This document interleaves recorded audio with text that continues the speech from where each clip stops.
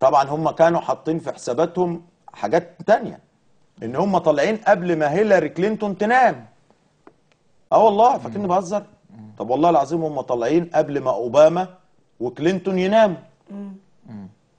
شوف لي هم طالعين الساعه كام بالظبط، واحسب الفرق بين الوقت اللي هم طلعوا فيه وبين فرق التوقيت بتاع الولايات المتحده الامريكيه.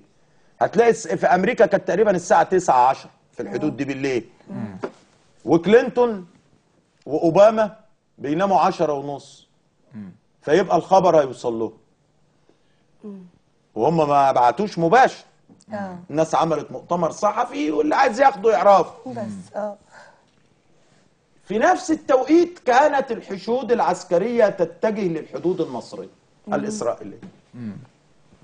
ده خليني اسال حضرتك يا دكتور، تعليق حضرتك يعني على فالمؤتمر الصحفي ده كان عباره عن اشاره، كلمه سر الاخوان بيبعتوا بيها لاسرائيل وللولايات المتحده.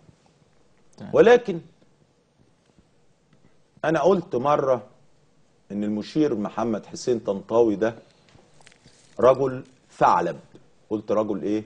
ثعلب. وهو بالفعل رجل ثعلب، لان ما فاجأهم به المشير طنطاوي خلاهم يلفوا حوالين نفسهم مش عارفين يعملوا ايه، رغم ان هو فاجئهم باجراءات صحيحه سليمه من اجل الوطن.